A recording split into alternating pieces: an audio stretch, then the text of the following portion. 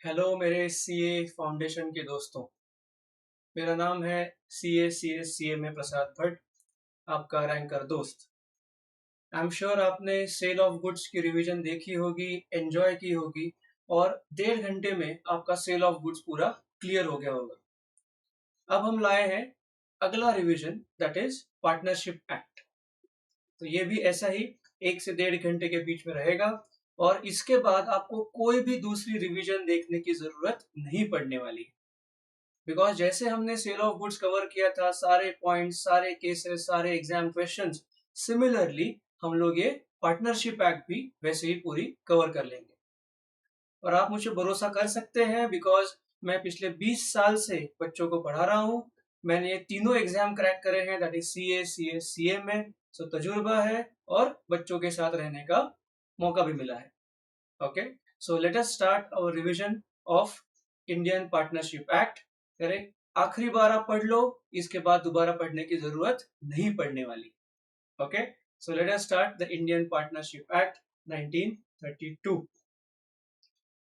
Okay, so जैसे हमने देखा था कि सेल ऑफ गुड्स एक्ट भी पहले कॉन्ट्रैक्ट एक्ट का हिस्सा था, similarly partnership act was also a part of Indian contract act. 1932 में इसको अलग किया गया, specifically for the contract related to partnerships. So what is a partnership? So जैसे ही पार्टनरशिप नाम आता है, ऑब्वियसली सबकी पढ़ाई है, सेक्शन 4 दिमाग में आ जाता है। सो व्हाट डज सेक्शन 4 से? दैट सेक्शन 4 डेफिनेशन बहुत ही simple. Partnership is the relation between persons who have agreed to share profits of a business carried on by all or any of them acting for all. So इस definition में ही सारे partnership के features ये छुपे हुए हैं। तो सबसे पहला वर्ड आता है, it is a relationship between. So relationship है मतलब उन दोनों में एक टाइप का एग्रीमेंट है। किन में एग्रीमेंट है? Between persons. ना यहाँ पे आप ध्यान से देखिए, law has not use the word as individuals, law has use the word as persons.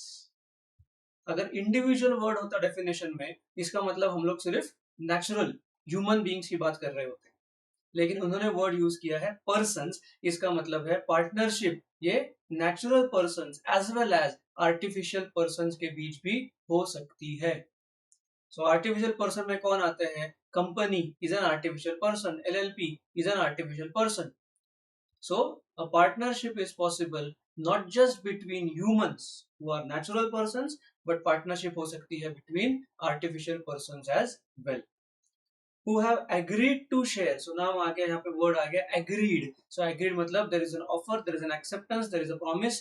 So contract तक याद आ रहा है, so it's a contract between them. और promise क्या हुआ है? उन्होंने क्या promise किया एक दूसरे से कि हम लोग profits share करेंगे, to share the profits. अगर डेफिनेशन में ही प्रॉफिट वर्ड यूज किया गया है, automatically what does it mean कि ये प्रॉफिट के लिए ही पार्टनरशिप की जाती है। सो अगर प्रॉफिट के लिए ही पार्टनरशिप की जाती है, तो इसी का मतलब है कि non profit motive doesn't fall under partnership definition, charitable purpose doesn't fall under partnership definition. So profits अगला word of a business. So again partnership ये हमेशा सिर्फ और सिर्फ कोई ना कोई बिजनेस करने के लिए पार्टनरशिप शुरू की जाती है। A business can be trading in goods, business can be providing of services. हम सब जानते हैं CA firm is a partnership, और सीए फर्म क्या करते हैं? They provide services. Lawyer firms they provide services, but basically it's a kind of business. And carried on by all, सब लोग साथ में काम करेंगे, या any of them acting for all, that means either सब साथ में काम करेंगे या हर एक को हम कोई ना कोई रिस्पॉन्सिबिलिटी देंगे और वो फर्म के लिए काम करे। So if you observe, all the features, all the main points of the partnership are covered in the definition itself. अगर हम इस डेफिनेशन को थोड़ा सा ब्रेक करेंगे तो क्या क्या आएगा? सबसे पहली बात, पार्टनर्स। सो पार्टनर्स कौन है? Partners are the persons. अभी हमने देखा persons can be natural persons, can be artificial persons who have entered into a partnership with one another.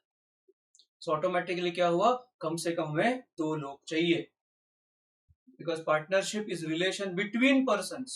So, एक तो हो नहीं सकता, सबको पता है रिलेशनशिप के लिए कम से कम 2 लोग तो चाहिए, पार्टनरशिप हो या कोई और हो, बट 2 लोग तो चाहिए कम से कम. And therefore, partnership also is based on a relationship between minimum 2 partners. So, जब ये लोग साथ में आते हैं, ओके, जब साथ में आते हैं, एक ऑर्गेनाइजेशन बनाते हैं, उसको हम नाम देते हैं firm. Okay, so partners they come together, people come together, and what they create is a firm. अब फर्म में क्या आएगा, पार्टनर्स कलेक्टिवली साथ में हम बोलते हैं कि दिस इज अवर फर्म. और अगर फर्म है तो ऑब्वियसली फर्म को नाम भी देना पड़ेगा. जनरली ये जो फर्म को नाम देते हैं, that is the initials of their names. Okay, so अगर 4 पार्टनर्स हैं, सपोज एक का नाम है रोहन, दूसरे का नाम है सतीश, तीसरे का नाम है कुणाल, चौथे का नाम है मिलिंद, तो RSKM चारों के जो नाम है उसका उन्होंने एक एक्रोनिम बना दिया. एक्रोनिम मतलब एक एक नाम का उससे शॉर्ट फॉर्म बना दिया, and that will be the name of the firm. Correct. So generally क्या होता है कि पार्टनर्स के नाम, किसी के सरनेम, ऐसा एक एक अल्फाबेट जोड़ के वो फर्म का नाम बना देते हैं, और ऐसा ऐसे जोड़ते हैं कि वो ध्यान रखने में इजी हो जाए. तो शॉर्ट फॉर्म में अगर इजीली याद रहेगा तो बिजनेस के लिए अच्छा होगा. Okay, so that's how they kind of use the words, use the alphabets so that it is easy to remember, easy to identify. उससे ना गुडविल बनाने में इजी हो जाता है. अगर रिकॉल वैल्यू हो, अगर वो पार्टनरशिप का नाम इजीली याद आ जाएगा, ऑटोमेटिकली उसका गुडविल भी क्रिएट होना फास्ट हो जाता है. So that's how they create the name of the firm. And then क्यों पार्टनरशिप शुरू हो रही है? So partnership is based on the law of agency. हमने कॉन्ट्रैक्ट एक्ट में पढ़ा है principal of agency, principal agent. तो partnership also is an extension, मतलब उसी का अगला स्टेप. कॉन्ट्रैक्ट एक्ट में एजेंसी आया, एजेंसी का ही अगला step is partnership, principal agent. Going forward, partnership अभी क्यों करते हैं? सबसे सिंपल, कोई ना कोई बिजनेस के लिए. अब बिजनेस कैसा होता है, मुझे याद है बचपन में हम लोग दिवाली में पटाखों का बिजनेस करते थे. सो पटाखों का बिजनेस मतलब क्या, सिंपल था. हम लोग जाते थे होलसेल मार्केट, वहां से हमने दोस्तों ने थोड़े थोड़े पैसे जोड़ दिए. ठीक है, घर से हमने पेरेंट्स से पैसे लिए, करेक्ट, ये 4-5 दोस्त साथ में आए, एक 100 रुपए 200 रुपए साथ में डाले, होलसेल मार्केट गए, वहां से पटाखे खरीद के आ गए, और हम जहाँ रहते सोसाइटी में, करेक्ट, वहीं पे सबको हमने बेच दिए. तो सबने हमसे खरीद भी लिए, बोले छोटे बच्चे हैं, बिजनेस कर रहे हैं, तो that is what a partnership. यहाँ से शुरुआत हो गई पार्टनरशिप. सो हम लोग सबने कंट्रीब्यूट किया, 100-100 रुपए, करीब 5 लोग साथ में आए, सबने कंट्रीब्यूट किया, खरीदा, बेचा, प्रॉफिट हुआ. प्रॉफिट किल तो किया था, प्रॉफिट हुआ, उससे फिर हमने एक पार्टी करी. और बचपन में हमारी पार्टी क्या हुआ करती थी, होटल में गए, डोसा खा लिया, समोसा खा लिया, that's it, we are happy. और दिवाली खत्म, बिजनेस खत्म. Correct. So it can be as small as कि ओनली दिवाली के लिए हमने वो पार्टनरशिप करी थी. तो जब ऐसा होता है, हम उसे बोलते हैं particular partnership, that it is done for a specific purpose, particular partnership. Then दूसरा टाइप है पार्टनरशिप का, फॉर अ पर्टिकुलर ड्यूरेशन. हम छुट्टियों में गए, मौसी के घर रहने गए. अब हमें पता है कि हम मौसी के घर 1 महीना रहने वाले हैं, तो वहां पे जो मेरे मौसी के भाई थे, मौसी के बच्चे थे, वहां के आसपास के दोस्त थे, हम सब ने वहां पे ऐसे ही छोटे छोटे बिजनेस करना शुरू किया. पर हमें पता था 1 महीने बाद छुट्टी खत्म, वो अपने स्कूल, हम अपने घर वापस. सो पार्टनरशिप का क्या था, 1 महीने के लिए partnership.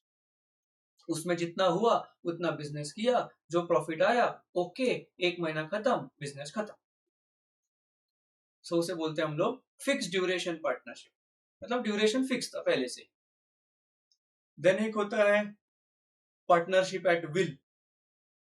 So partnership at will, नाम में ही है विल. दैट मीन्स जब तक चल रही है चलने दो. ये बिजनेस खत्म हो गया, दूसरा कर लो. 2 महीने खत्म हो गए, 2 साल कर लो. So partnership at will, that is another type of partnership. तो विल का मतलब है जब किसी को बाहर निकलना होगा, अब वहां से बाहर निकल जाओ. बाकी पार्टनर को नोटिस दे दो, भाई हम लोग 4-5 सालों से साथ में हैं, अच्छा हुआ, प्रॉफिट कमाया, सब बढ़िया, अब बस हो गया, I will go somewhere else. So I will give a notice that I am getting out of the partnership. So, कोई भी पार्टनर नोटिस देके पार्टनरशिप से निकल सकता था, उसे हम बोलते हैं पार्टनरशिप एट विल।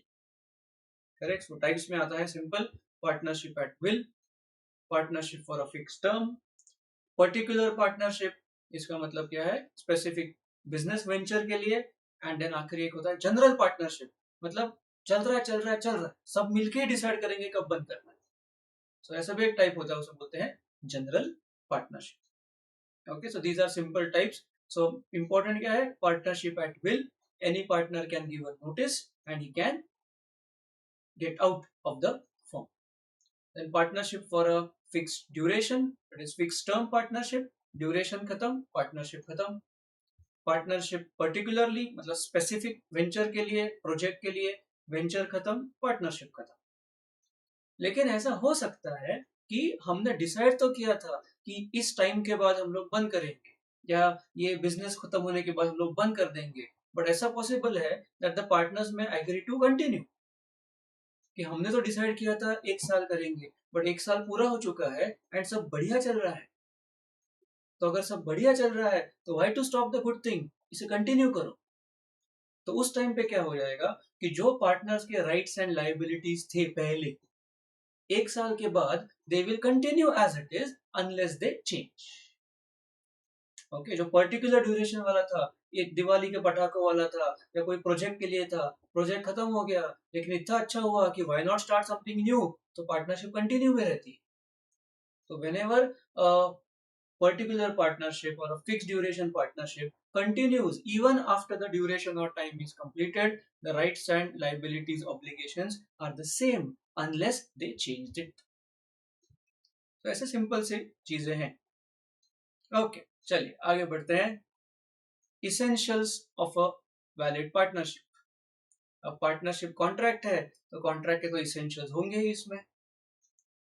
ठीक है, सो पहला इसेंशियल देखते हैं। सो पहला इसेंशियल है एटलीस्ट 2 लोग होने चाहिए।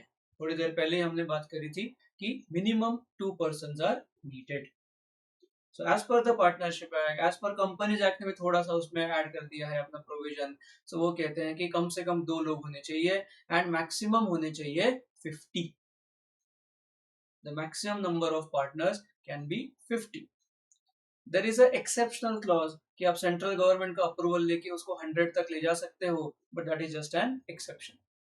The normal rule is that the maximum number of partners can be 50। Then since it's an agreement, it's a contract, जैसे ही कॉन्ट्रैक्ट आता है तो section 10 of the Indian contract act, और उसमें बोला है हमने कॉम्पिटेंसी।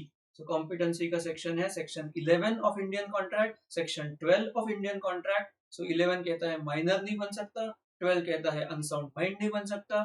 तो same will apply for a partnership. फिर आपके दिमाग में सवाल आएगा कि माइनर कैसे नहीं बन सकता, हमने तो पढ़ा है कि माइनर बन सकता है, but please remember minor does not have the capacity to contract. So minor बनता है मतलब क्या है, minor is admitted to the benefits of an existing partnership. ये सारे वर्ड्स आपके आंसर में आने चाहिए। Minor is admitted to the benefits of an existing partnership with the consent of all partners। आगे देखेंगे हम ये पॉइंट डिटेल में, और इसमें हर जगह लिखा है इसे word admitted to the benefits, मतलब उसे सिर्फ प्रॉफिट का शेयर देते हैं, ना वो लायबिलिटी लेता है ना वो काम करता है। मतलब क्या है, टेक्निकली वो पार्टनर नहीं है, पार्टनरशिप में उसे सिर्फ प्रॉफिट शेयरिंग के लिए लिया गया है। We'll discuss on that further in just a moment. Then second essential is there is an agreement between the partners. Now agreement है and enforceable by law. So the agreement is legal, enforceable by law.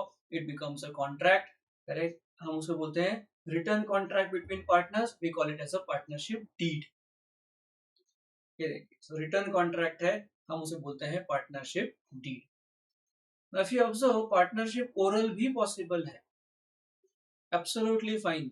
सिर्फ problem क्या हो जाता है, बाद में उसे prove करना मुश्किल हो जाता है। एविडेंस ऐसा कहाँ लिखा है, कभी भी कुछ भी झगड़ा होता है ना, तो हम सबसे पहले सवाल पूछते हैं कहाँ लिखा होगा। ओके, सो oral partnership legally yes valid है, लेकिन बाद में अगर झगड़ा होता है तो डिफिकल्ट हो जाता है। इसीलिए बेटर वेज आप उसको रिटर्न करो, प्रॉपर पॉइंट्स लिखो, टर्म्स कंडीशंस लिखो, झगड़ा अवॉइड करो, but legally oral is valid. And then, as we discussed earlier, all the essentials of a valid contract, that means there has to be legality of object, जो हमारा business है it must be physically possible to perform, legal formalities पूरी करनी चाहिए, certainty of meaning होना चाहिए, free consent होनी चाहिए, ये सारी चीजें जो है, intention to create legal relation, तो ये सारी चीजें भी जरूरी है in creation of partnership. Then the third essential is business. So partnership is always and always done for any kind of lawful business. So it may be a trading of goods or it may be a profession. जैसे हम थोड़ी देर पहले बात करी थी CA की partnership firm होती है, लॉयर्स की फर्म होती है, and therefore it's a profession. Or it can be a partnership for a trading business. हम लोग खिलौने बेचने का बिजनेस करते हैं, हम लोग अनाज बेचने का बिजनेस करते हैं, हम लोग सीमेंट बेचने का बिजनेस करते हैं, एज अ पार्टनरशिप बिजनेस करते हैं। सो business is important for creation of partnership. And therefore जहां बिजनेस आया, मतलब बिजनेस एक ही रीजन के लिए करते हैं हम लोग, पैसा। समाज सेवा के लिए हम बिजनेस नहीं कर रहे हैं, सो ऑटोमेटिकली पार्टनरशिप भी समाज सेवा के लिए नहीं होती। So any charitable motive, charitable purpose, main purpose क्या है, समाज सेवा, then नहीं। आप एनजीओ ओपन करो, आपने सुना होगा सेक्शन 8 कंपनी ओपन करो, partnership is not permitted for a charitable purpose. So obviously पैसा, and therefore the main motive of partnership is earning profit and sharing profits, जिसे हम बोलते हैं profit sharing ratio, PSR, between the partners. So the sole motive of partnership is earning profits, and profit कमाओ और profit उसे share करो in the pre-decided ratio. And sharing of losses, obviously जहां business है वहां profit तो चाहिए, but जहां business है वहां loss भी हो सकता है, and therefore sharing of profit and sharing of losses उसके साथ इम्प्लाइड है, लेकिन इट एन एक्सेप्शन। हमने पढ़ा है, आपने पढ़ा है, हमको पता है कि ऐसा एक पार्टनर होता है तो सिर्फ प्रॉफिट के टाइम पे आता है, लॉस के टाइम पे बोलता है हम आपके हैं कौन, करेक्ट, हम उसे बोलते हैं partner in profit only. As per the agreement he has agreed to only share the profit and not share the losses. ऐसा पॉसिबल है? यस, म्यूचुअल एग्रीमेंट है ना भाई, फाइनली क्या है, एग्रीमेंट है, आप मानते हो हम मानते हैं, यू बोथ एग्री, ठीक, nothing wrong in that. So majority में हमेशा प्रॉफिट के साथ लॉस भी जाएगा, खुशी के साथ गम भी जाएगा, लेकिन जो पार्टनर इन प्रॉफिट है वो एक्सेप्शन है, वो सिर्फ खुशी के टाइम पे मिलेगा, गम के टाइम पे वो गायब। बट यस, ऐसा पॉसिबल है। And the last but not the least, the main foundation of partnership, the main basis of partnership, हम जिसे बोलते हैं the true test of partnership is mutual agency. The true test of partnership is mutual agency.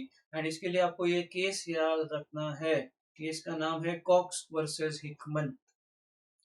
This is a landmark case law which says that partnership की जो असली test है, असली जो परीक्षा है कि हाउ टू आइडेंटिफाई कि ये पार्टनरशिप है, it is based on the principle of mutual agency.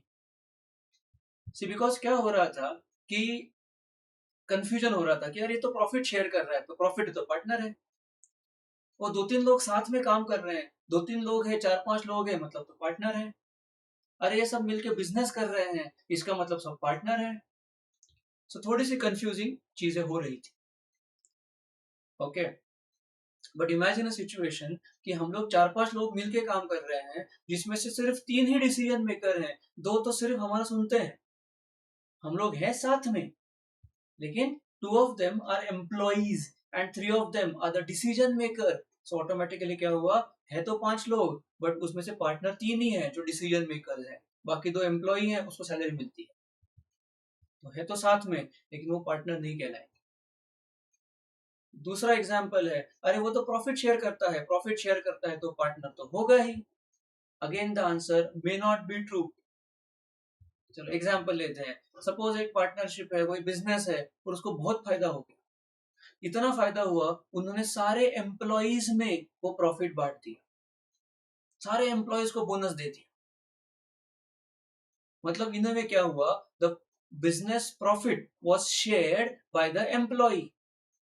सो क्या हम एम्प्लॉय को पार्टनर बोल दें? The answer is no. Profit share कर रहे हैं, यस, प्रॉफिट शेयर कर रहे हैं, एम्प्लॉय है, नो। ओके, दैट मीन्स हर प्रॉफिट शेयर करने वाला पार्टनर नहीं होता है, एम्प्लॉय होता है, पार्टनर नहीं होता है। दूसरा एग्जांपल लेते हैं। ओके, सपोज हमने बैंक से लोन लिया, एज अ पार्टनरशिप फर्म हमने बैंक से लोन लिया, और बैंक ने बोला कि भाई आप इंटरेस्ट भरना चाहिए। हमने ऐसा टर्म एंड कंडीशन, हमें टर्म्स डिसाइड करी है कि बैंक का जो इंटरेस्ट है वो एक 8-9% फिक्स रखा है, प्लस हमने बैंक को बोला है प्लस जितना हमको प्रॉफिट होगा उसका 10% भी आपको देंगे। सो इट्स अ कंडीशन कि बैंक को हम इंटरेस्ट भर रहे हैं, बट इंटरेस्ट दो हिस्सों में स्प्लिट किया गया है। एक है फिक्स कंपोनेंट जो कि कम रखा है 5-6-7%, प्लस 10% ऑफ हमारा प्रॉफिट। इसका मतलब है कि हम बैंक के साथ हमारा प्रॉफिट शेयर कर रहे हैं। So does it mean bank हमारा पार्टनर बन गया? The answer is no. Answer is no. And that is why we say that just profit share करना ये पार्टनरशिप की पहचान नहीं है, and therefore sharing of profit is not the test of partnership. तो इसीलिए सवाल किया गया कि भाई फिर असली में कैसे पहचाने कि ये पार्टनरशिप है?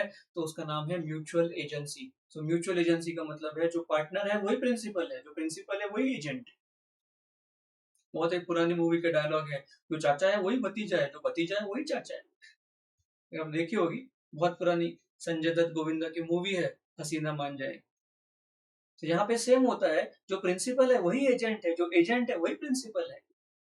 दैट मीन्स अगर मैं आज ऑफिस में बैठा हूँ और मेरा दूसरा पार्टनर क्लाइंट के पास गया है, तो वो मेरा एजेंट वहां गया है और मैं प्रिंसिपल बन के ऑफिस में मस्त बैठा हूँ एसी के नीचे। बट अगले ही दिन वो जो आज एजेंट मेरा पार्टनर वहां पे गया है, कल वो ऑफिस में बैठा है और मैं जा रहा हूँ कोई काम करने पार्टनरशिप का, मतलब मैं एजेंट बन गया, वो प्रिंसिपल बन गया। इसी का मतलब है जो प्रिंसिपल है वही कल एजेंट है, जो आज एजेंट है वही कल प्रिंसिपल है। That is called as mutual, two in one. And that is the true test of partnership, कि मैं जब बाहर जाता हूँ तो मैं इन लोगों को, जो बाकी पार्टनर है, मैं उनको लायबल करता हूँ मेरे एक्शन से। मैं अगर बाहर जाके सामान खरीदता हूँ तो they are also liable to pay them. कल वो अगर जाके कुछ सामान खरीद के आते हैं, I am liable to pay for that. That means we are binding each other. हम अपने काम से, हम अपने ड्यूटीज से एक दूसरे को लायबल, रिस्पॉन्सिबल बनाते हैं। एक दूसरे को, वो मुझे लायबल बना रहा है, मैं उसे लायबल बना रहा हूं। आज वो प्रिंसिपल है तो मैं एजेंट हूं, आज मैं प्रिंसिपल हूं तो वो एजेंट है। This is called as the true test of partnership, mutual agency.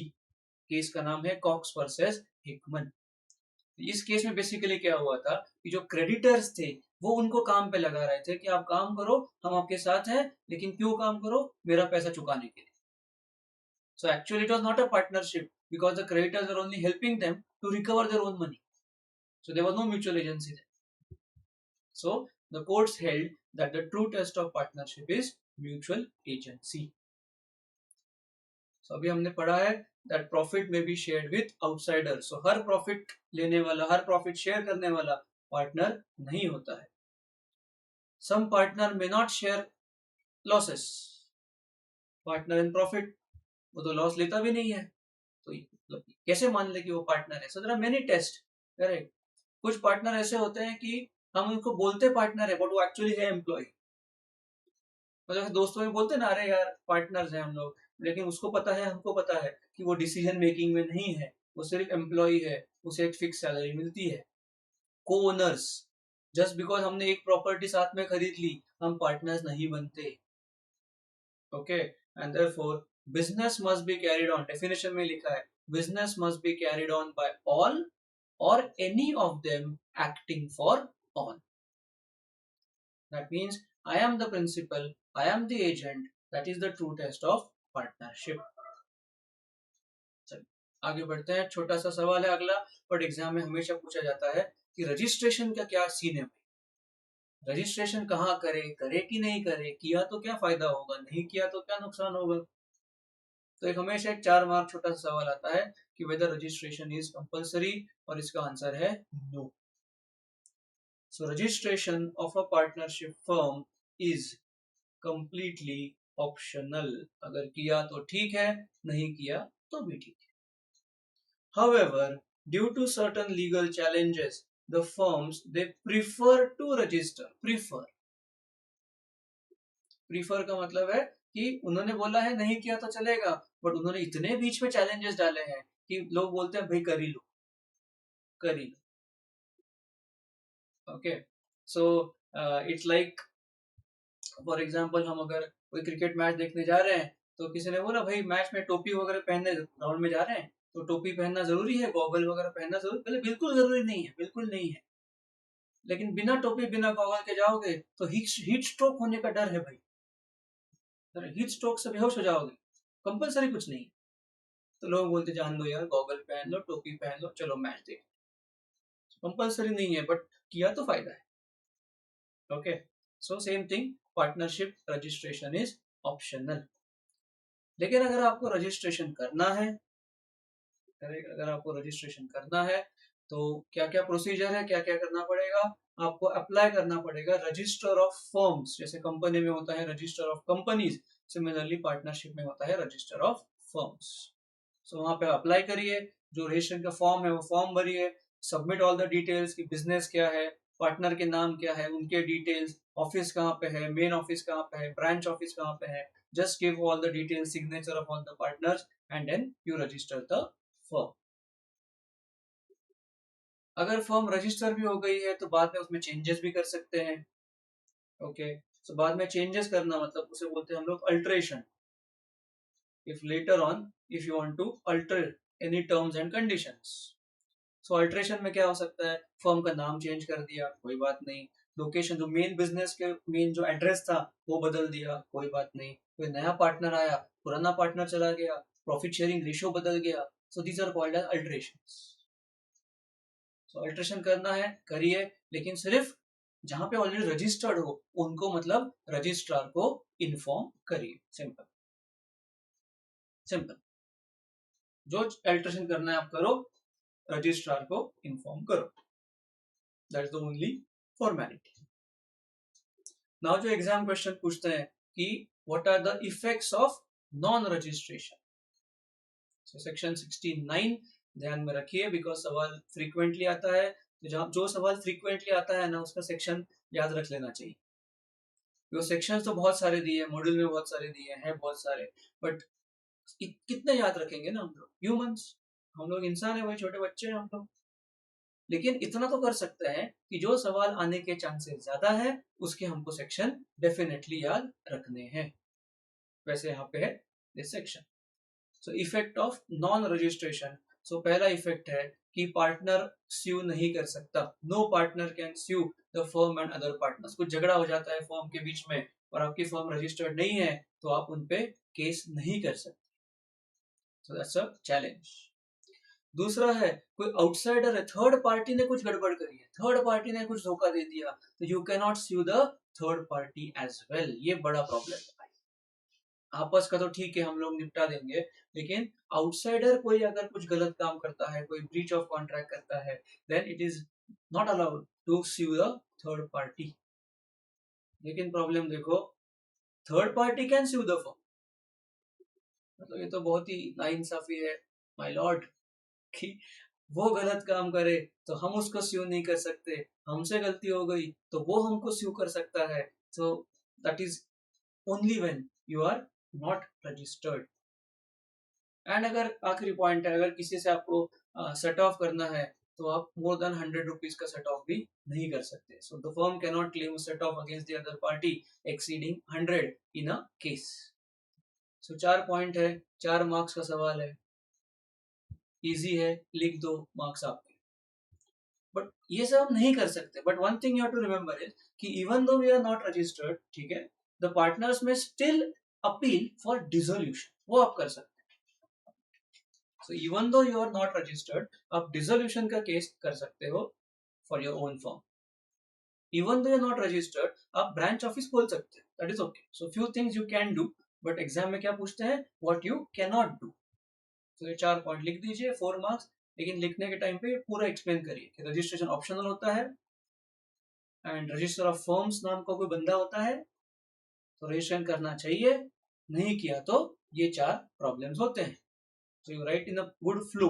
Answer लिखने का एक फ्लो होता है कि अगर नॉन रजिस्ट्रेशन के सवाल है तो पहले आप लिखो कि पार्टनरशिप है, एग्रीमेंट है, पार्टनरशिप डीड है, ऑप्शनल है, अगर करते हैं तो कर सकते हैं, नहीं करेंगे तो ऐसे ऐसे चैलेंजेस प्रॉब्लम्स आते हैं। End of the answer. एक फ्लो बरकरार रहेगा तो मार्क्स मिलने के चांसेस बहुत ज्यादा है, ज्यादा मार्क्स मिलने के चांसेस ज्यादा, that is what we want. Okay, चलिए आगे बढ़ते हैं। अगला easy topic, who are the types of partners. So partners हैं तो पार्टनर के टाइप्स भी हुए। सो क्या क्या टाइप के पार्टनर्स हैं, लेट अस सी। पहला सबसे सिंपल, सबसे कॉमन, हमेशा मेजॉरिटी, उसको बोलते हैं एक्टिव पार्टनर, उसे बोलते हैं एक्चुअल पार्टनर, या फिर एकदम टेक्निकल नाम है ऑस्टेंसिबल पार्टनर, अपेरेंट। अपेरेंट मतलब ऑब्वियस है, मतलब ये बंदा रोज ऑफिस में दिखता है, ये बंदा रोज भाग दौड़ कर रहा है, रोज क्लाइंट को मिल रहा है, रोज बैंक में जा रहा है, तो ऑब्वियसली पार्टनर होगा। ऑब्वियसली, अपेरेंटली, एक्चुअली, एक्टिवली, ये पार्टनर है। So this is the person who is taking active part in the business। और सबसे मिलता है, सबको पता है, इसका मतलब है कि अगर ये रिटायर होता है तो इसने पब्लिक नोटिस देना जरूरी है, डेफिनेटली। बिकॉज आउटसाइडर्स को पता होना चाहिए कि ये पार्ट, उसे आउटसाइडर्स को पता है कि ये पार्टनर है, उसको देख के तो बिजनेस कर रहे हैं हम लोग, अरे बंदा बढ़िया है, एकदम नेक दिल है, एकदम ऑनेस्ट है, एकदम बढ़िया इंसान है, वो है, इसीलिए हम लोग बिजनेस कर रहे हैं।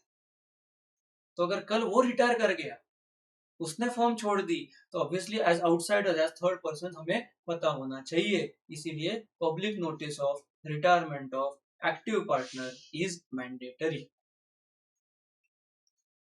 और जब तक वो नोटिस नहीं देता, उसकी लाइबिलिटी तब तक चलती रहती है भाई। सो एग्जांपल लेते हैं, अगर मैं एक्टिव पार्टनर हूं और मैं 30 अप्रैल को मैंने रिजाइन कर दिया, ठीक है, लेकिन मैंने नोटिस दी 15 मई को। ओके, मैं रिटायर हो गया 30 अप्रैल, 30 अप्रैल से मैंने बिजनेस में आना छोड़ दिया, ऑफिस में आना छोड़ दिया, लेकिन नोटिस दी मैंने 15 मई। That means my liability will continue till 15th May, till the time I give the notice. Because तब तक तो बाहर वालों को लग रहा है कि मैं हूं, उनको क्या लगा मैं तो छुट्टी पे गया हूँ, बिजनेस चल रहा है मेरे नाम पे, मेरे नाम पे मतलब मुझे सोच के। एंड देयरफॉर जब तक आप नोटिस नहीं देते तब तक आपकी लाइबिलिटी कंटिन्यू रहती है। इसीलिए जिस दिन आप रिटायर करो उसी दिन आप नोटिस दे दो, तब आपकी लाइबिलिटी वहीं तक सीमित रह जाएगी। तो इसको बोलते हैं हम लोग एक्टिव पार्ट। ना ऐसे भी लोग हैं कि जिन्हें सिर्फ प्रॉफिट चाहिए, काम नहीं करना, आराम करना है, आराम। ओके, ये पैसे लो, तुम लोग बिजनेस चलाओ, मुझे प्रॉफिट दे दो, तब तक मैं सो जाता हूँ, उसे हम बोलते हैं स्लीपिंग पार्टनर या डोरमेंट पार्टनर। मतलब वो बिजनेस में कोई दिखेगा भी नहीं, ना वो ऑफिस आएगा, करेक्ट, ना वो किसी क्लाइंट को मिलेगा, ना कोई एजेंट को मिलेगा, ना थर्ड पर्सन, किसी को पता ही नहीं है। बिकॉज उसने क्या किया है, सिर्फ पैसे दिए हैं और वो प्रॉफिट ले रहा है, he is not a part of day to day activities. उसे बोलते हैं स्लीपिंग पार्टनर या dormant partner. So he contributes the capital, obviously पैसे लगाएगा, प्रॉफिट लेगा, बट काम नहीं करेगा, एंड डिसाइड हो चुका है। बिकॉज बाकी पार्टनर क्या बोल रहे हैं, कोई बात नहीं, तू मत आ, तू पैसे दे, हम लोग संभाल लेते हैं, ठीक है, he also fine. Because may be उसका अलग बिजनेस चल रहा है, वो अलग कोई जॉब कर रहा है, एनआरआई होगा, कोई अलग है, वो पॉसिबल है, पैसे दिए, प्रॉफिट ले रहा है, एंजॉय। एंड बिकॉज वो किसी को पता ही नहीं है, see the thing, no public notice on retirement, उसको पब्लिक नोटिस देने की जरूरत नहीं है। अरे वो उसको, किसी को पता ही नहीं है वो है, मैं एग्जाम्पल सुनो, सपोज मैंने अपने दोस्त को बोला यार भाई यार मेरा ब्रेकअप हो गया, तो वो मेरी तरफ देख रहा है, बोल रहा है तू कमिटमेंट कब था, रिलेशन में कब था तू? मतलब उसे अगर यही नहीं पता कि मैं रिलेशन में हूँ और मैं उसको बता रहा हूँ ब्रेकअप हो गया, तो वही बात हो गई ना। तो वैसे ही वो स्लीपिंग पार्टनर नोटिस दे भी, सपोज स्लीपिंग पार्टनर दे नोटिस कि मैं आज से इस फॉर्म में हूँ ही नहीं, बाहर लोग में तू था कब, उनको यही नहीं पता कि वो है, एंड देयरफॉर पब्लिक नोटिस देने की जरूरत नहीं है। अगला पार्टनर है जिसे बोलते हैं नॉमिनल पार्टनर। सो नॉमिनल मतलब ये सिर्फ नाम के लिए, इसने अपना नाम दिया है पार्टनरशिप फॉर्म में। तो नॉर्मली ये कौन है, he is a very famous personality. Okay, he is a famous personality. कोई फेमस बिजनेसमैन होगा, कोई फेमस एक्टर होगा, कोई फेमस स्पोर्ट्समैन होगा। करेक्ट, फेमस है भाई। ओके, अभी तो आईपीएल चल रहा है, आईपीएल में हर टीम के जो है, मुंबई इंडियंस है, गुजरात है, चेन्नई है, लखनऊ है, पंजाब है, तो वहां के जो लोग हैं ना अपने टीम प्लेयर्स को पहचानते हैं, उनका गुडविल है प्लेयर्स का। तो अगर सपोज ऐसा कोई प्लेयर अपना दोस्त हुआ, तो मैंने बोला भाई तू एक काम कर, तू ऑलरेडी बहुत फेमस है, एक काम करते हैं तू मेरे फर्म में ना पार्टनर नाम से आ जा। ओके, तेरे को हम एडमिट करते हैं, तेरे को हम इंक्लूड करते हैं एज अ पार्टनर। वो बोल रहे हैं मेरे को तो पता भी नहीं क्या बिजनेस है आपका, तो दोस्त है भाई, अपना दोस्त है, तो नाम लिख देते हैं एज पार्टनर, और तेरे गुडविल पे अपना बिजनेस बढ़ेगा। सो नॉमिनल पार्टनर का काम क्या है कि वो नाम के लिए है, लेकिन उसके नाम से हमारा बिजनेस बढ़ जाता है। वो शायद पैसा लगाए या ना लगाए, इट्स ओके, उसका नाम ही बहुत बड़ी पूंजी है, उसका कैपिटल जो है, his name itself is the capital. So actual पैसा वो शायद ना भी दे, वो ऑलरेडी इतना फेमस है कि वो बोले कि मुझे प्रॉफिट नहीं दिया तो भी चलेगा, लेकिन हम तो देंगे भाई, उसकी वजह से बिजनेस चला रहे हैं तो उसको थोड़ा तो प्रॉफिट देंगे। और अगर कल वो रिटायर कर गया, कल वो छोड़ दिया, तो पब्लिक नोटिस देनी पड़ेगी। The answer is absolutely yes. वो फेमस है यार, फेमस है वो, तो फेमस है इसीलिए फॉर्म बढ़िया कर रही है, वो छोड़ के गया तो बताना जरूरी है ना।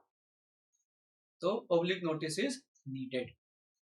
सी वो बिजनेस में आए या ना आए, या अपना स्लीपिंग पार्टनर भी, नॉमिनल पार्टनर भी, बट दोनों में कॉमन क्या है, ये दोनों are liable for the debts of the firm. कल अगर फर्म में कुछ प्रॉब्लम हो जाता है, करेक्ट, तो ये दोनों, इवन दो वो काम पे नहीं आ रहे, even though they are not contributing their work and anything, ठीक है, ये तो पैसा भी नहीं दे रहा है, वो पैसा दे रहा है, पर दोनों में कॉमन क्या है, both will be liable for the date of the firm. कल अगर कर्जा इतना बढ़ गया कि हम फर्म दे नहीं पा रहे, तो आपको पता है पार्टनरशिप लाइबिलिटीज अनलिमिटेड, उन दोनों को घर से पैसे लाने पड़ेंगे to pay the debts of the firm, liability है।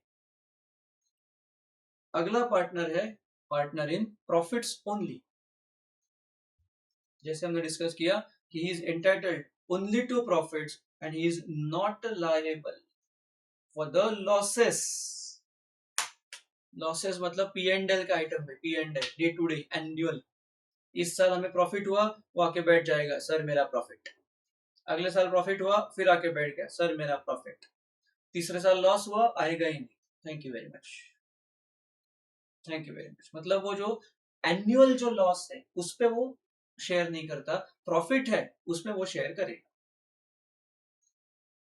But at the same time, जैसे बाकी दोनों का अभी हमने बात करी थी, कल अगर फर्म इंसॉल्वेंट हो गई, कल फर्म डूब ही गई, ओके, तो भैया ये आएगा, ये पार्टनर इन प्रॉफिट है ना, वो भी घर से पैसा लेके आएगा if the firm is insolvent tomorrow.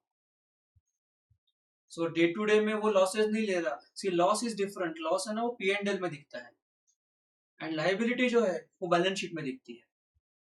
तो जो लाइबिलिटी दिखे ना, क्रेडिटर्स, लोन, ये चुकाने के लिए इनको आना पड़ेगा, भले डे टू डे में वो प्रॉफिट करे या ना करे, लॉस ले या ना ले, डे टू डे में काम पे आए या ना आए, बट जब कठिनाई होगी, जब फर्म डूब रही होगी, तो इनको घर से पैसे लाने पड़ेंगे, that is the law.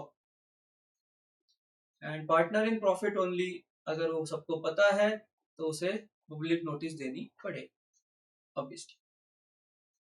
Then अगला है, एक्चुअली है ही नहीं, अगला पॉइंट है कि पार्टनर नहीं है, उसको बोलते हैं सब पार्टनर। अब सब पार्टनर क्या होता है, इट्स अ थर्ड पर्सन, बाहर का आदमी है, लेकिन हमारा जो पार्टनरशिप फर्म वाला कोई एक है, वो अपना पैसा इसके साथ शेयर करता है। Okay, for example suppose I am a partner in a firm, हम लोग 4 लोग हैं, ABCD, ठीक है। अब मेरा जो प्रॉफिट शेयर है, वो प्रॉफिट शेयर मैं अपने भाई को दे देता हूँ, उसका आधा मैं अपने भाई को दे रहा हूँ, बिकॉज उसकी जॉब चली गई है, उसको फाइनेंशियल प्रॉब्लम है, जो भी है, मैं यहाँ पे पार्टनरशिप में काम कर रहा हूँ, मैं यहाँ से पैसे कमा रहा हूँ, जो मुझे प्रॉफिट मिलता है वो अपने भाई को दे देता हूँ। So he is sharing my profit. But question is he my partner? No. Does he come to the office? No. Does he take decisions? No. तो just because, it's just a technical term, just because वो profit share कर रहा है, उसे नाम दिया गया है सब पार्टनर। वो पार्टनर नहीं, म्यूचुअल एजेंसी नहीं, नोटिस ऑफ रिटायरमेंट का तो सवाल ही नहीं है, बिकॉज वो पार्टनर नहीं है। तो ऐसे बंदे को बोलते हैं हम लोग सब partner. Then next is partnership by estoppel और होल्डिंग आउट। अब होल्डिंग आउट मतलब क्या है, सपोज हम लोग एक मीटिंग में गए, हम लोग एक पार्टी में गए हैं, ओके, एंड पार्टी में गए हम लोग, सेम एग्जांपल ABCD, 4 पार्टनर्स हैं, हम चारों गए हैं उस पार्टी में, बिकॉज वहां पे बिजनेस में बहुत सारे लोग आने वाले हैं, सो कॉन्टैक्ट बढ़ाते पड़ते हैं। कॉन्टैक्ट बढ़ाने के लिए we all went to the party, social gathering. So 4 partners हैं हम लोग ABCD, ओके। फिर हम चारों का एक कॉलेज का दोस्त भी वहां पे आया है, सपोज ही इज F, और हम सब साथ में बात कर रहे हैं, सब लोग ABCD पार्टनर्स हैं, F भी हमारा कॉलेज का दोस्त है, और हम साथ में गप्पे लड़ा रहे हैं, ठीक है। फिर वहां से आया कोई दूसरा बिजनेसमैन, कोई बड़ा बंदा था, बिजनेसमैन था, और F की पहचान का था, और F ने पहचान करके दी है, ये ऐसे ABCD है और ये है, और F हमारे सामने उसको बोल रहा है कि वो भी हमारा पार्टनर है, ठीक है। और ये दूसरा बिजनेसमैन था, हम उसको बोलेंगे से मिस्टर जेड। तो मिस्टर जेड के सामने ये एफ जो है, ये बोले जा रहा है कि हाँ, हम लोग हम फर्म है, हमारे साथ में फर्म है, हम लोग साथ में बिजनेस कर रहे हैं, हम पार्टनर्स हैं, हमारे सामने बोले जा रहा है, और हमने कुछ नहीं बोला, we were silent at that point of time. तो जो मिस्टर जेड है, उसने अज्यूम कर लिया कि एफ पार्टनर है, बिकॉज एफ बोले जा रहा है कि आई एम द पार्टनर, और ABCD आर सेइंग नथिंग। तो ये मान के कि एफ पार्टनर है, ओके, मिस्टर जेड ने कोई ना कोई बिजनेस ट्रांजैक्शन कर लिया with the firm, and now ABCD are liable, because जब उन्हें बोलना था कि ये पार्टनर नहीं है, तब वो साइलेंट रहे, अब वो बोल के फायदा नहीं है, therefore he has become a partner by estoppel, he is also liable। उल्टा भी पॉसिबल है, हम उसको बोल रहे हैं मिस्टर जेड को कि ये हमारा पार्टनर है, ये हमारा पार्टनर है, वो भी कुछ नहीं बोला, वो भी कुछ नहीं बोला, तो उनको लगा ये पार्टनर है, तो अगेन लाइबिलिटी आ जाती है, that is called as liability, that is by estoppel। then next है एग्जाम क्वेश्चन आएगा माइनर। अभी हमने बात करी थोड़ी देर पहले कि minor is only admitted to the benefits of an existing partnership by the consent of all the partners. So पहला पॉइंट क्या है, he is admitted only to the benefits, benefit मतलब उसे सिर्फ प्रॉफिट दिया जाएगा। A minor can be admitted to the benefits of a pre-existing partnership, पहले से होनी चाहिए, माइनर को लेके नए शुरू नहीं कर सकते कि 4-5 मेजर है और एक माइनर, चलो साथ में शुरू करते हैं, that is not allowed. See that shows कि माइनर पार्टनर है ही नहीं सच में, okay, he is only admitted, ना वो काम करेगा, ना लाइबिलिटी लेगा, कुछ नहीं करेगा।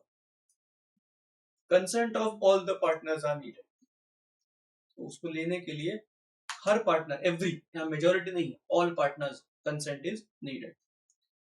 Minor can not be admitted to a new firm, अभी हमने बताया कि नई फर्म शुरू नहीं कर सकते, it has to be pre existing, already firm है, उसी में हम लोग माइनर को जोड़ रहे हैं सिर्फ। Then what are his rights and liabilities, right ही है सिर्फ, प्रॉफिट शेयर करो, एसेट शेयर करो, और लॉसेस मत शेयर करो, मस्त लाइबिलिटी मत शेयर करो, एंजॉय। सी बेसिकली क्या है ना कि ये माइनर वाला पॉइंट क्यों आया होगा, थोड़ा अगर सोचेंगे कि ये माइनर को पार्टनरशिप में लेते क्यों।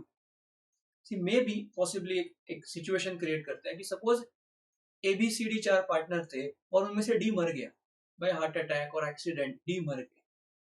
अब डी की फैमिली को तो सपोर्ट करना पड़ेगा, करेक्ट, डी की फैमिली को सपोर्ट करना पड़ेगा। तो इसीलिए डी का जो माइनर चाइल्ड है, करेक्ट, डी का जो माइनर चाइल्ड है, तो उसको सिर्फ हमने डी के नाम पे या डी के रिस्पेक्ट के लिए उसको हमने पार्टनरशिप में एडमिट कर लिया और उसको हम लोग प्रॉफिट दे रहे हैं ताकि वो डी का घर चलता रहे। सो लॉजिकल भी लगता है कि हाँ भाई हाँ ये सही लग रहा है। तो हमने उस बच्चे को only for the benefits firm में रख लिया है, उसका प्रॉफिट दे देते हैं। So right to share profits of the firm, right to inspect the copy of the accounts. थोड़ा बड़ा हो गया, अरे 10th के बाद कॉमर्स ले लिया तो उसने पूछ लिया 15 साल की उम्र में P&L दिखाओ, बैलेंस शीट दिखाओ, तो अकाउंट्स वो देख सकता है। He can not ask journal दिखाओ, लेजर दिखाओ, that is not in his purview, लेकिन P&L बैलेंस शीट वो मांग सकता है। एंड अगर उसे प्रॉफिट नहीं दिया गया, बिकॉज माइनर कौन है, minor is a beneficiary, beneficiary can sue, तो he may sue the firm अगर हमने उसे प्रॉफिट शेयर नहीं दिया तो। लेकिन स्यू करने के टाइम पे उसे पहले फर्म से नाता तोड़ना पड़ेगा और तब वो फर्म को स्यू कर सकता है। And liability only up to share of profit, बाकी वो लोन शेयरिंग बाहर का कुछ नहीं, सिर्फ प्रॉफिट मिलेगा या प्रॉफिट नहीं मिलेगी, उससे एक्स्ट्रा पैसे डालने नहीं है फर्म में। वो माइनर है एनीवेज, उसका contract anyways is void ab initio, no agreement, कुछ नहीं। So no personal liability of the minor. बाकी लोग अगर प्रॉब्लम होता है तो घर से पैसे लाएंगे, माइनर कुछ नहीं करेगा।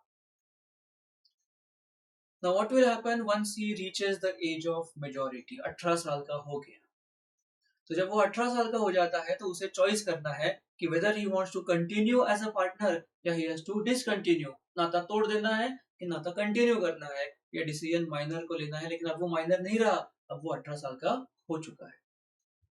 So the decision he has to take within 6 months from the age of 18, ध्यान से सुनो, or has knowledge of his admission whichever is later।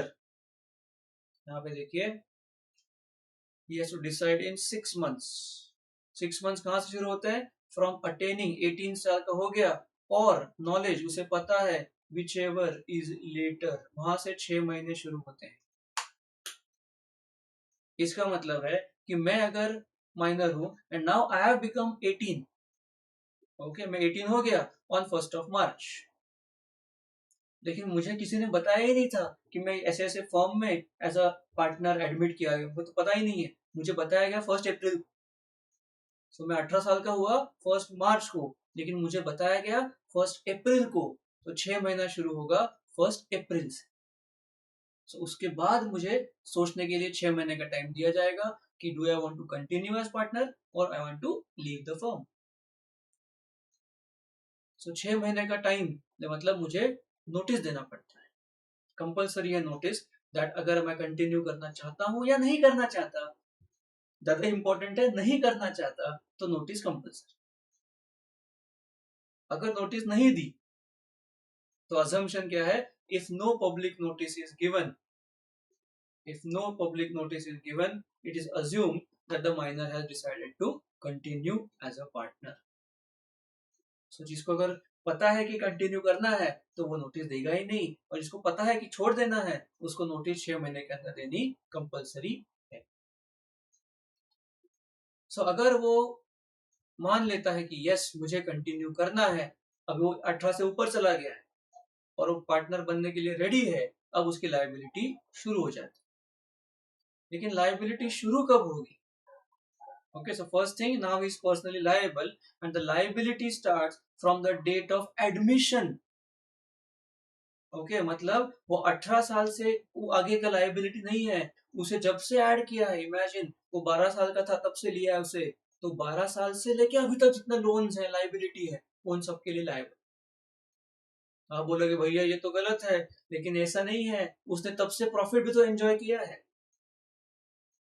उसने तब से प्रॉफिट एंजॉय किया है, उसकी लाइबिलिटी भी तब से होनी चाहिए, and that's how it is. But suppose he decided कि मुझे कंटिन्यू नहीं करना, देन हिज लाइबिलिटी जो पहले थी जीरो, अब भी होगी जीरो, सिर्फ जो भी डॉक्यूमेंटेशन है, and now his relation will be out, he is out of the firm if he decide not to continue.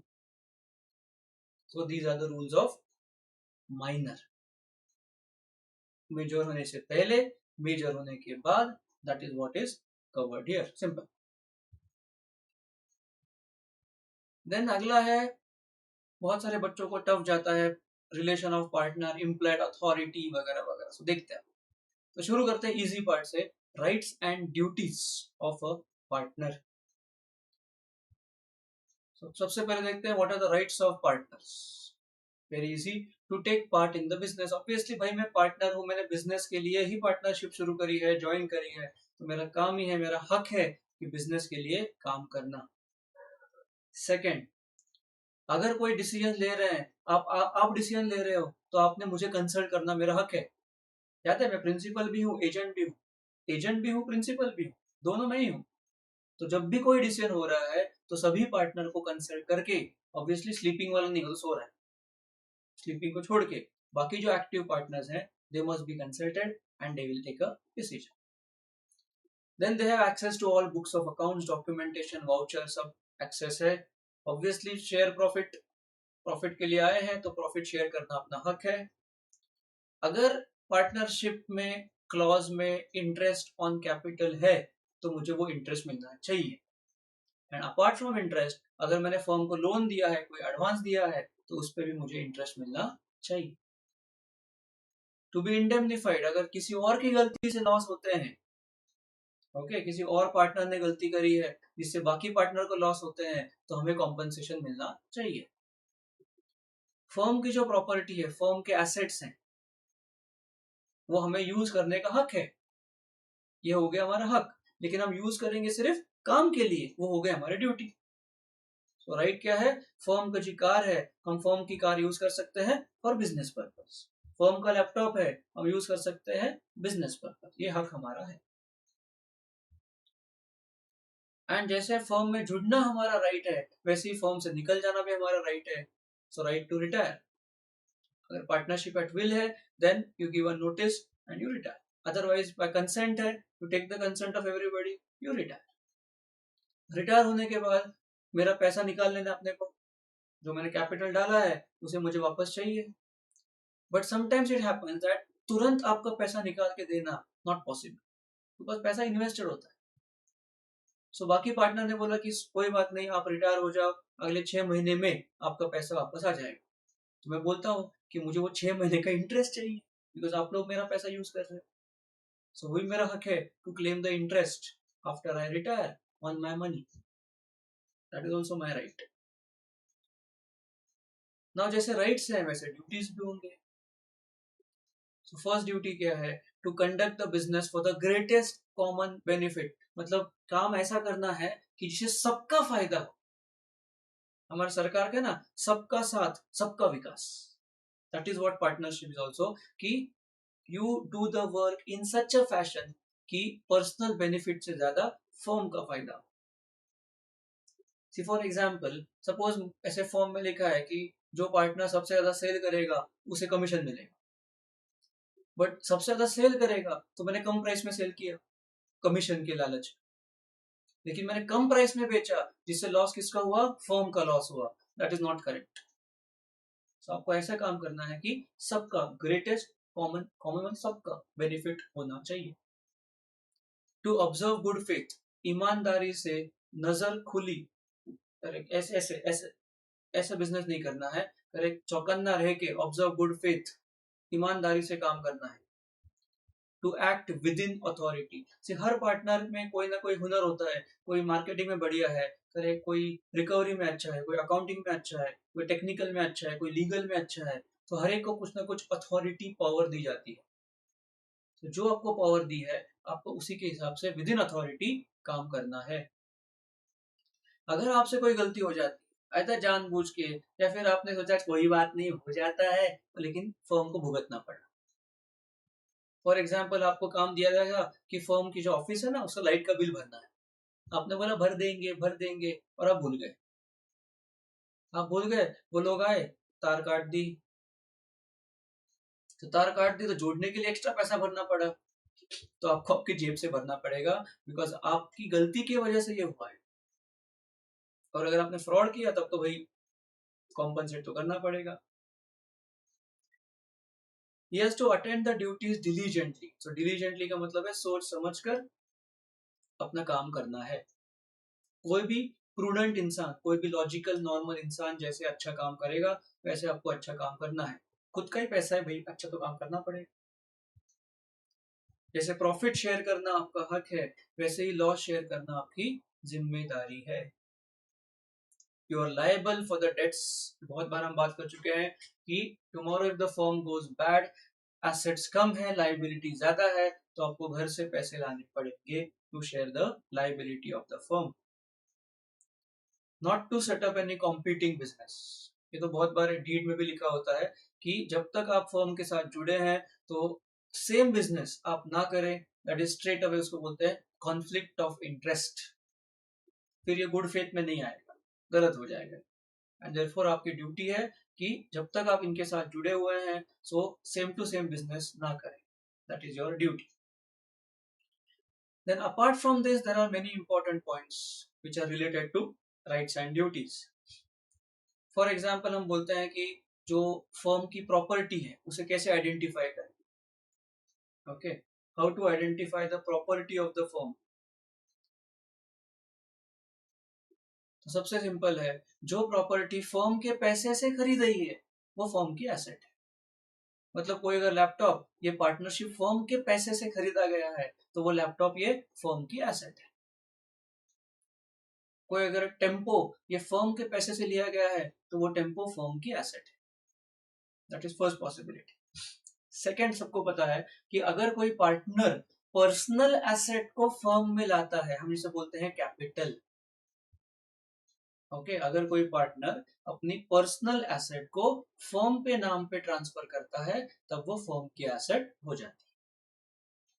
That is the simple meaning of property of the firm. अब सवाल आता है कि firm की property में तो goodwill भी है, गुडविल भी एसेट है, तो goodwill is obviously belonging to the firm, because firm के अच्छे नाम की वजह से ही वो गुडविल बना है। And therefore goodwill of the firm is always and always the property of the firm, हमेशा, बेशक। देन यहाँ पे हमने आया not to set up a competing business. तो किसी ने बोला, इमीडिएटली बोला, सर मतलब ये रिस्ट्रेंट ऑफ ट्रेड में आता है क्या? कॉन्ट्रैक्ट एक्ट में लिखा है कि restraint of trade not allowed against public policy. तुरंत कॉन्ट्रैक्ट याद आ गया, restraint of trade not allowed. लेकिन बच्चों ये उसका एक्सेप्शन है। पार्टनरशिप में आप पार्टनर पे ये रिस्ट्रिक्शन लगा सकते हो कि जब तक वो हमारे साथ है कॉम्पिटिंग बिजनेस ना करे, ये वैलिड हो जाएगा। अगर वो रिटायर हो जाता है तो हम भी उस पर क्लॉज कर सकते हैं कि सेम बिजनेस सेम लोकेलिटी में अगले 1 साल तक ना करे। अगर फर्म डिसॉल्व हो जाती है तो हम क्लॉज लगा सकते हैं कि सेम नाम, बिजनेस का नाम है फर्म नेम, वो आप अगले 2 साल तक यूज ना करें। ऐसे आप रिस्ट्रिक्शन लगा सकते हो। These are valid in the eyes of law. So restraint of trade के एक्सेप्शंस में आता है पार्टनरशिप एग्रीमेंट्स। ओके, देन अगला सवाल आता है कि भाई पार्टनर को इतने पावर दिए गए, इतने पावर दिए गए, मतलब पार्टनर को दी गई है अथॉरिटी। पार्टनर को दी गई है अथॉरिटी। अब ये अथॉरिटी जो होती है वो दो टाइप की होती है। एक होती है एक्सप्रेस। एक्सप्रेस का मतलब है कि लिखा गया है कि ये आप कर सकते हो। एंड दूसरा होता है इम्प्लाइड। सो इम्प्लाइड मतलब लिखा तो है नहीं बट आपके जो जॉब नेचर है उससे इम्प्लाइड है। ओके, फॉर एग्जाम्पल अब सपोज मैं टीचर हूं तो मुझे बोला गया है कि बच्चों को पढ़ाओ, लेकिन बच्चों को पढ़ाने के साथ उनकी टेस्ट भी लेना है, ये इम्प्लाइड है। टेस्ट चेक करके देना है, ये इम्प्लाइड है। बच्चों ने कैसा परफॉर्म किया उनको बताना, ये इम्प्लाइड है। बच्चों को पढ़ाने का काम दिया है, मतलब बच्चों को गोवा लेके जाना, ये इम्प्लाइड नहीं है, ये इम्प्लाइड नहीं। पढ़ाने के साथ टेस्ट लेना इम्प्लाइड है, पढ़ाने के साथ रिवीजन लेना इम्प्लाइड है, बट पढ़ाने के साथ पार्टी देना ये इम्प्लाइड नहीं है।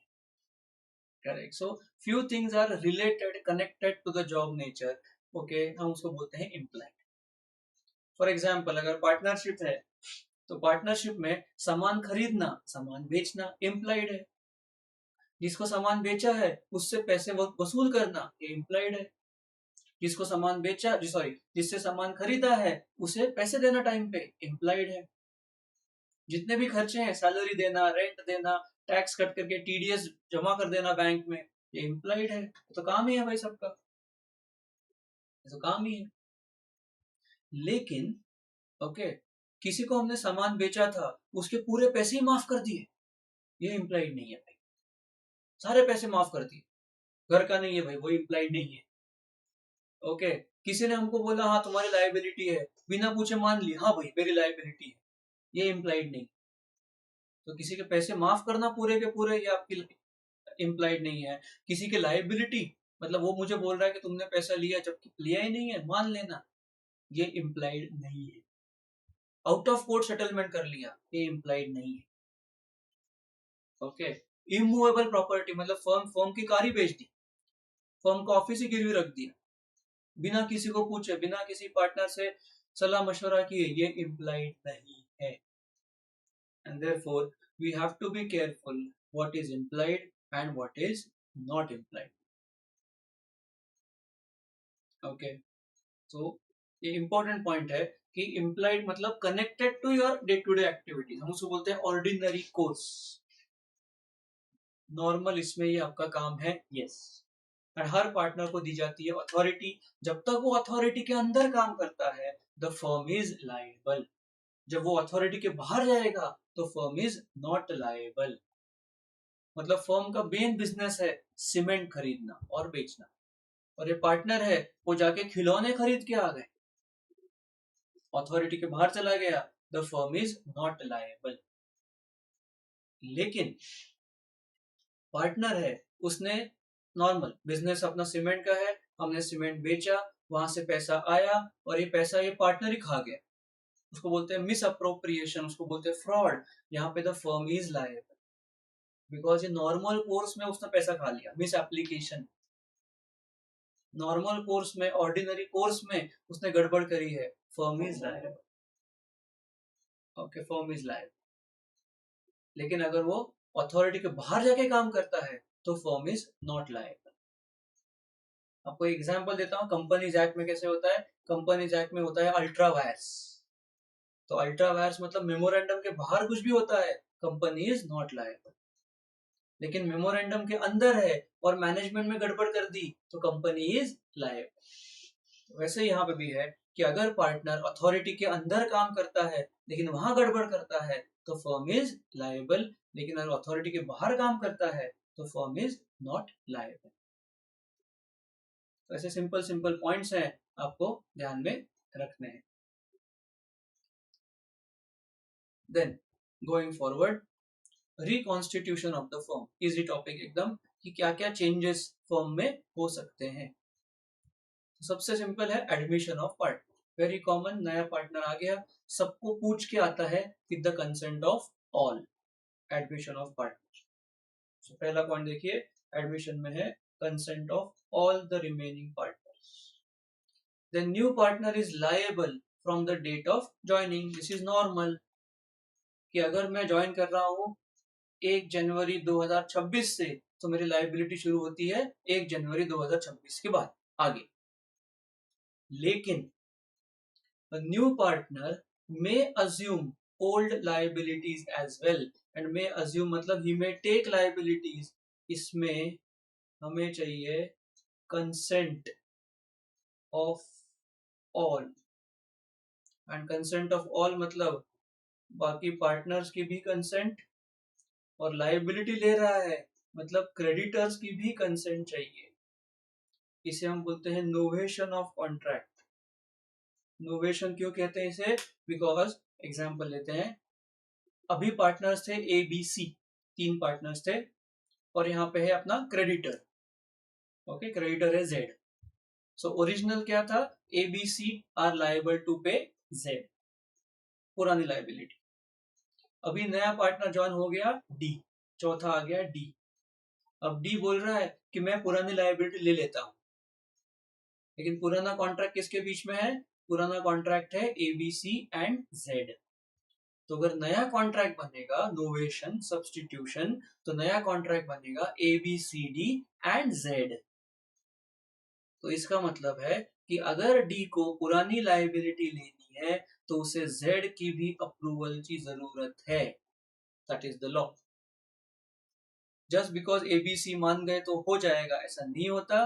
बिकॉज पुराना कॉन्ट्रैक्ट है एबीसी एंड जेड, सो नया कॉन्ट्रैक्ट बनेगा एबीसीडी एंड जेड। तो जेड मतलब क्रेडिटर जो थर्ड पार्टी है उसके भी अप्रूवल की जरूरत है। That is the point.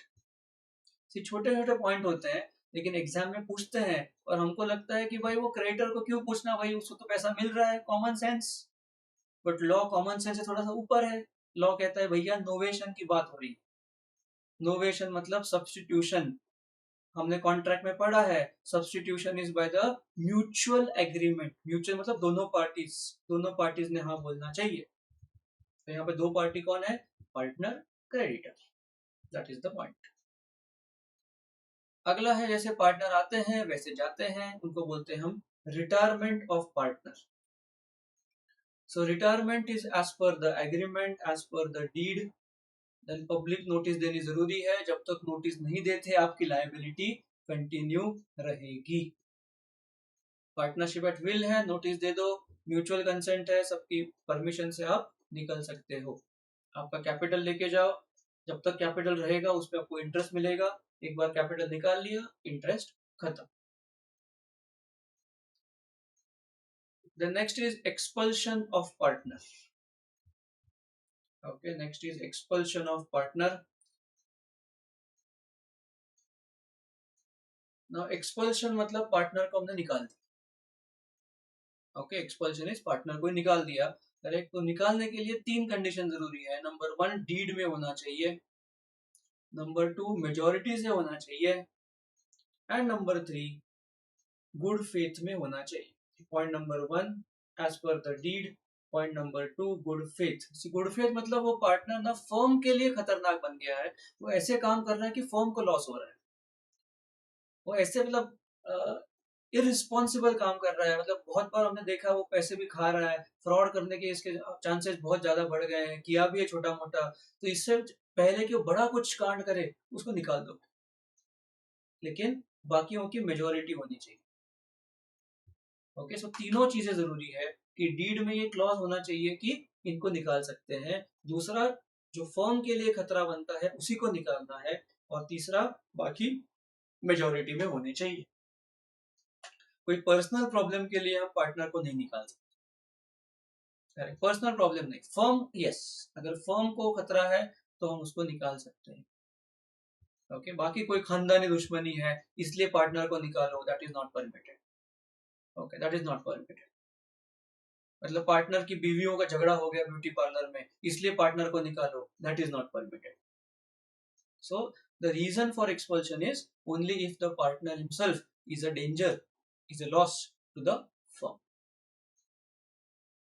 Then insolvency of a partner. So insolvent मतलब now the partner has no capacity to contract. हमको पता है one of the essentials is insolvency, capacity of parties. And insolvency is declared by the court. It is adjudged by the court. So अलग से notice देने की जरूरत नहीं है। And because वो insolvent हो चुका है, date of insolvency के आगे he is not liable for the firm.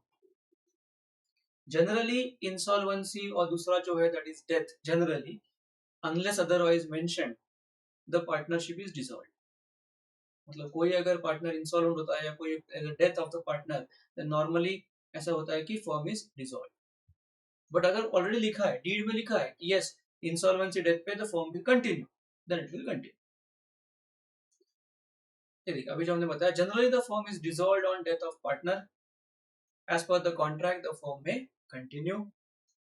The property of the dead partner, obviously since he is dead, he is not liable for any future debts, and insolvency और death में common क्या है, the public notice is not needed. बाकी सब में public notice चाहिए, partner retire हो गया पब्लिक नोटिस चाहिए, एक्सेप्ट स्लीपिंग, एडमिशन है तो मालूम होना चाहिए, ओके, एक्सपल्शन तो पता होना चाहिए, एक्सपल्शन तो और भी जरूरी है पब्लिक नोटिस। एक्सपल्शन में क्यों जरूरी है, बिकॉज जिसको निकाल दिया वो कुछ बदला लेने के लिए और कुछ गलत काम कर सकता है, इसलिए तुरंत पब्लिक नोटिस दे दो कि आज से ये बंदा हमारे साथ नहीं है, प्लीज इसके साथ कोई बिजनेस ना करे। एक्सपल्शन में public notice becomes even more important. And आखिरी है जिसको हम बोलते हैं transfer of partner's interest. So partner may transfer his interest to an outsider, मतलब वो अपना प्रॉफिट किसी और को दे रहा है एंड सो ऑन, लेकिन आउटसाइडर मोस्ट इंपॉर्टेंट है, वो सामने वाले के साथ प्रॉफिट शेयर कर सकता है बट वो हमारा बिजनेस में इंटरफियरेंस नहीं कर सकता।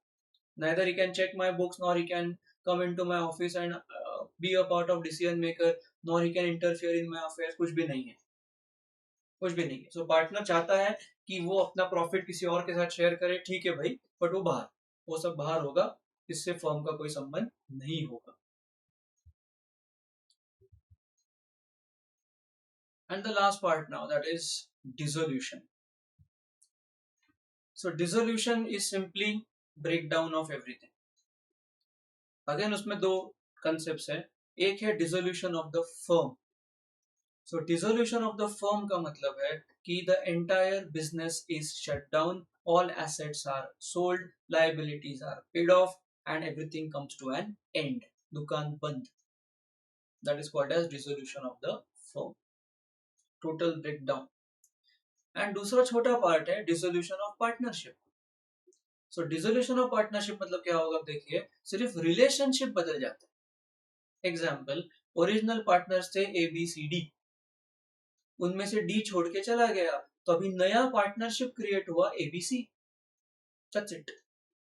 सो एबीसीडी का पार्टनरशिप फिनिश, एबीसी का नया पार्टनरशिप शुरू, तो इसको बोलते हैं dissolution of 4 member partner and now creation of 3 member partner, that's it. Business चालू रहेगा, बाकी सब नॉर्मल चालू रहेगा, सिर्फ क्या होगा, उनका रिलेशनशिप बदलेगा, प्रॉफिट शेयरिंग रेशियो बदलेगा, कैपिटल कॉन्ट्रीब्यूशन बदल सकता है, अथॉरिटीज बदल सकते हैं, तो इसीलिए पार्टनरशिप रिलेशन बदल गया, बिजनेस वही है, बिजनेस वही है, ओके। नाउ डिसोल्यूशन में क्या सवाल पूछ सकते हैं, डिसोल्यूशन में सवाल पूछ सकते हैं what are the conditions of dissolution with court order, what are the conditions of dissolution without court order. तो विदाउट कोर्ट ऑर्डर में क्या क्या आते हैं, विदाउट कोर्ट ऑर्डर में आते हैं सबसे पहला easy, that is dissolution by mutual agreement, consent. सारे पार्टनर्स ने आइदर पहले डिसाइड किया था या अब डिसाइड किया है कि we are dissolving the entire firm, so इसमें कोर्ट के कोई बीच में आने की कोई जरूरत भी नहीं है, गुंजाइश भी। सेकेंड पॉसिबिलिटी कि पार्टनर्स इंसॉल्वेंट हो गए, जितने थे एक छोड़ के सब इंसॉल्वेंट हो गए, अब एक तो पार्टनर कर नहीं सकते and therefore the firm will be dissolved. या फिर उनका जो बिजनेस पहले लॉफुल था, अब उनका बिजनेस चेंज ऑफ लॉ, कानूनी बदल गया, उनका बिजनेस ही अनलॉफुल हो गया, तो business can not B unlawful, either business बदलो या बंद कर दो। तीसरा, event of death, term and, fix duration partnership थी, ड्यूरेशन खत्म हो गया, पार्टनरशिप खत्म, या पर्टिकुलर वेंचर पार्टनरशिप थी, वेंचर खत्म हो गया, पार्टनरशिप खत्म, पॉसिबल। सो इसमें कोर्ट बीच में नहीं आएगा, partners on their own will dissolve the firm.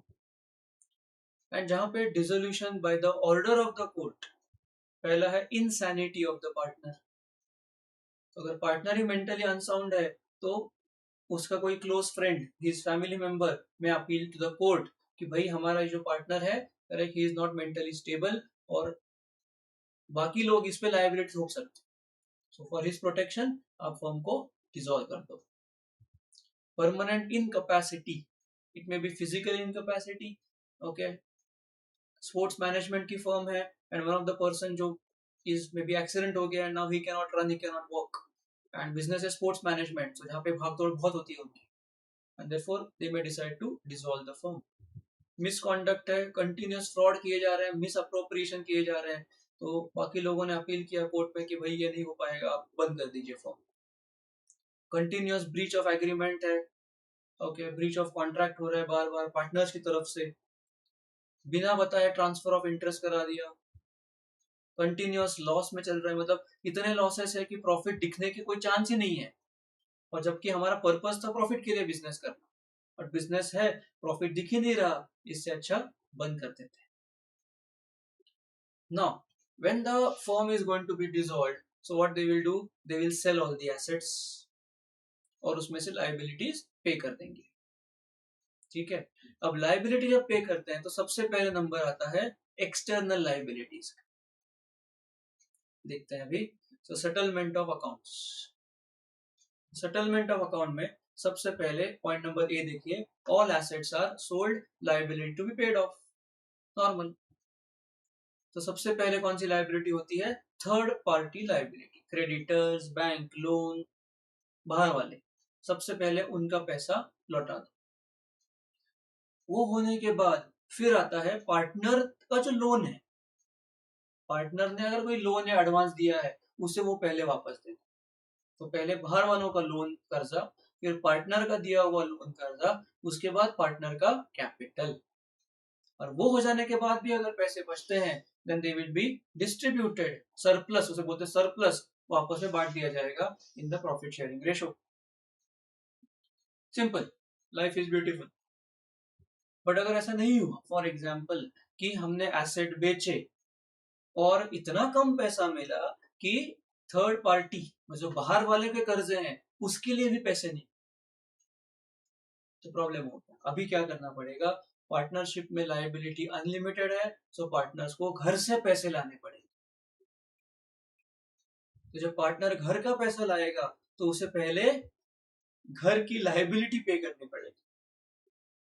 इसका मतलब है कि मैंने अगर घर की कार बेच दी तो मुझे पहले कार लोन चुकाना पड़ेगा, बिकॉज पर्सनल कार है, ठीक है, वो पर्सनल कार भी मैंने लोन पे ही ली थी, तो पार्टनरशिप का भी लोन महंगा पड़ रहा है, इसलिए उसके लिए घर से पैसे ला रहे हैं। तो घर की जब कार बेची तो उसमें से पहले कार लोन चुकाते हैं, और जो पैसा बचेगा वो पार्टनरशिप फर्म में लाया जाएगा, that is the rule. So I repeat, assets of the firm are sold, out of which the liability is going to be paid. First is external liability, third party, then partners loan advances, then partners capital, and then last is distribution to the distribution of surplus. But if there is a deficiency, assets are not enough to pay the external liability, then partner has to contribute from his own pocket. घर से पैसे लाएंगे, लेकिन पहले घर की liability, घर के पर्सनल लोन जो है उसे पहले चुकाते हैं, एंड देन एक्स्ट्रा पैसा आप फर्म में लेके आते हो, that is the provision, okay, that is the provision of settlement of accounts. And the last part is कि पब्लिक नोटिस, हमने बहुत बार देखा पब्लिक नोटिस देना है, पब्लिक नोटिस देना है, अरे भाई नोटिस कहाँ देना है, ओके, पब्लिक नोटिस कहाँ देना है आप, ठीक है। अगर किसी ने पूछा कि पब्लिक नोटिस देना है, सो पब्लिक नोटिस आपको देना है सबसे पहले रजिस्ट्रार ऑफ फर्म्स को, जहां पे आप रजिस्टर्ड हो वहां पे दे दो। फिर पब्लिक नोटिस देना है आपको ऑफिशियल गजेट में, everybody knows it's a publication, and then you have to give the notice in a local newspaper, vernacular language। अगर आप मुंबई में हो तो मराठी में दे दो, अगर आप तमिलनाडु में हो तो तमिल में दे दो, एक लोकल न्यूज़पेपर वर्नाक्युलर में आपको नोटिस देनी जरूरी है। नोटिस किस किस चीज में चाहिए आपको नोटिस, नोटिस जरूरी है retirement, except sleeping partner, notice देनी है आपको एक्सपल्शन में, बहुत जरूरी है, नोटिस देनी है आपको डिसोल्यूशन में, यहाँ पे नोटिस देनी जरूरी है। नोटिस कहाँ पे नहीं देनी है, नहीं चाहिए नोटिस, इंसॉल्वेंसी नोटिस नहीं चाहिए, डेथ नोटिस नहीं चाहिए। और कहाँ नोटिस चाहिए? नोटिस चाहिए माइनर, याद है 6 महीने वाला, 6 महीने हो गए, उसे डिसकंटिन्यू करना है या कंटिन्यू करना है तो उसे नोटिस देनी जरूरी है। These are small question, 2-3 marks का पूछ सकते हैं कि नोटिस कब चाहिए, नोटिस कब नहीं चाहिए। ठीक है, so with that we complete our quick fire, लेकिन आराम से, शॉर्ट में लेकिन डिटेल में, revision of the Indian partnership Act. So I hope all of you must have understood again, enjoyed it, okay, and now you are confident. I'm sure of that. So confidently जाइए, paper लिखिए and first attempt में with एग्जामिशन clear कर लीजिए। ठीक है, so this is Prasad Bhatt, your CA CSCA में ranker friend, and you can again contact me, WhatsApp me on the number. कोई भी आपका डाउट होगा, क्वेरी होगी, will I'll be very happy to solve it, and make sure that you prepare, and this is your last and best revision। इसके बाद आपको किसी की जरूरत नहीं पड़ने वाली। ठीक है, so thank you very much and all the best।